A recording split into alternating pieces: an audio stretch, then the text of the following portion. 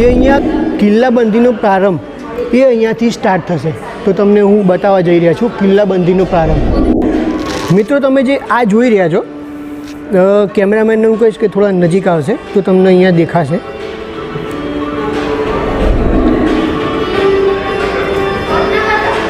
હવે આ જે તમે જોયું એ મિત્રો અહીંયા અંદર એમાં એવું લખેલું છે કે આનંદપુર નામ લખેલું છે.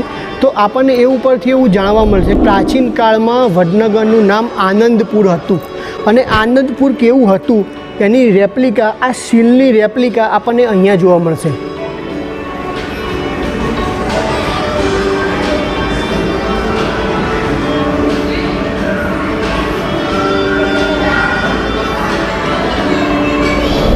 મિત્રો તમે અહીંયા જે જોઈ રહ્યા છો, પ્રાચીન કાળની અંદર જે ડિફેન્સ બોલ યુઝ થતા હતા